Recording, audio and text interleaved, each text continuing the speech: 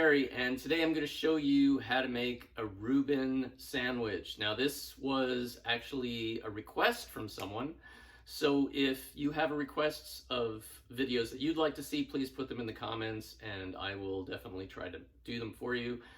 The Reuben sandwich has many different elements, and I'm going to make all of the different elements by hand in the kitchen, so there's a lot to do. So let me show you how.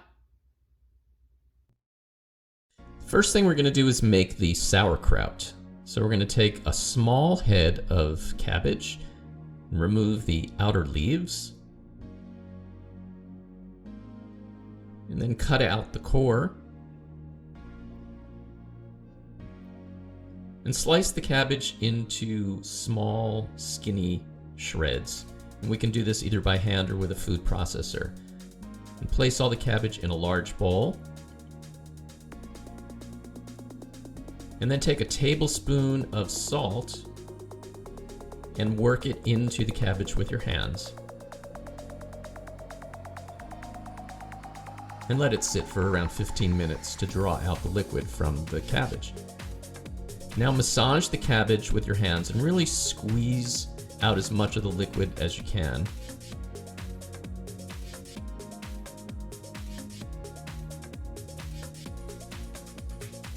And then place the cabbage into a glass jar. And press it down as hard as you can so that all of the liquid comes to the top. We want all of the cabbage submerged in the liquid.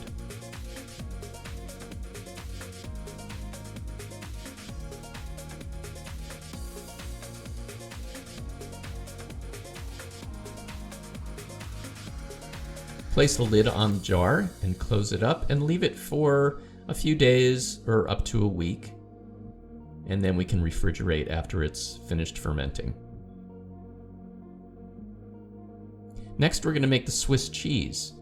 So take a can of coconut milk and pour it into a saucepan.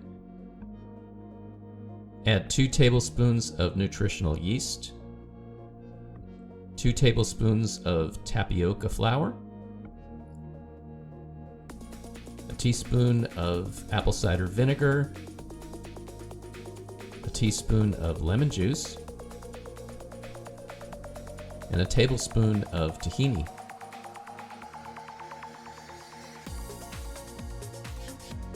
Mix it all together and heat it up over medium heat and bring it to a boil.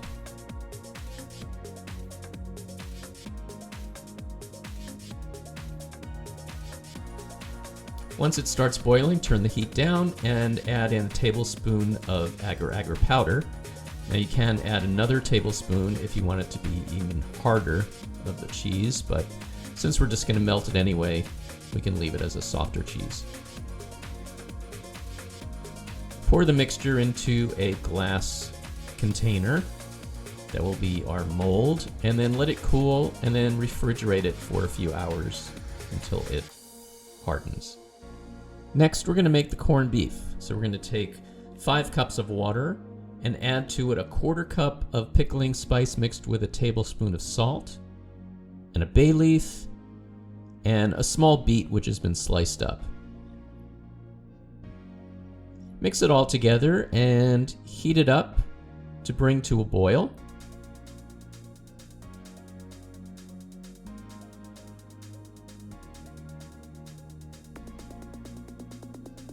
And then we're going to let it simmer for around 5 to 10 minutes.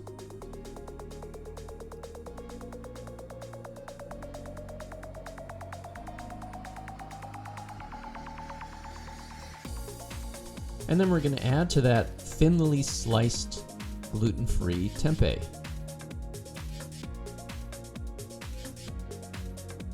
One package worth.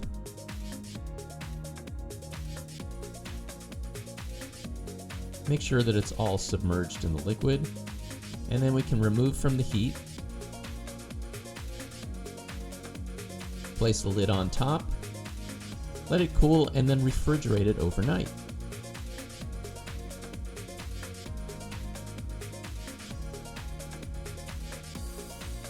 And then we're going to take each piece of tempeh, spread some Dijon mustard on top, And then sprinkle brown sugar on top of that.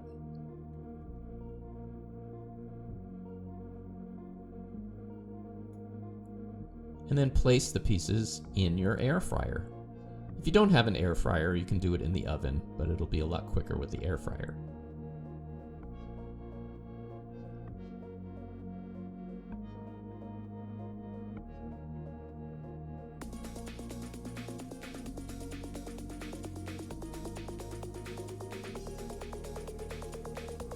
And then we're going to bake it at 400 degrees for around 7 minutes.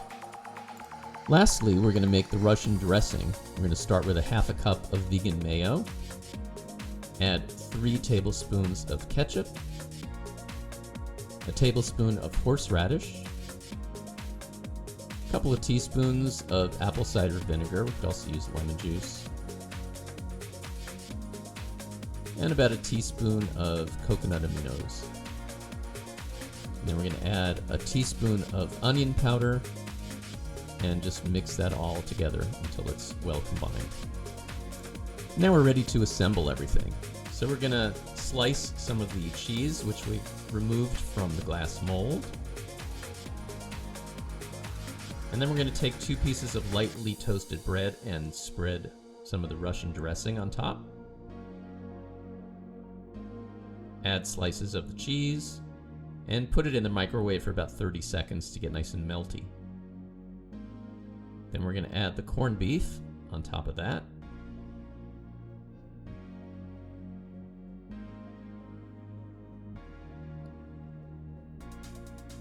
And then add the sauerkraut.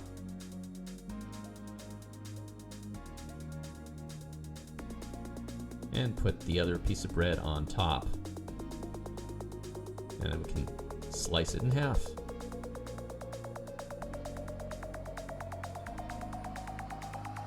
And it's ready to serve.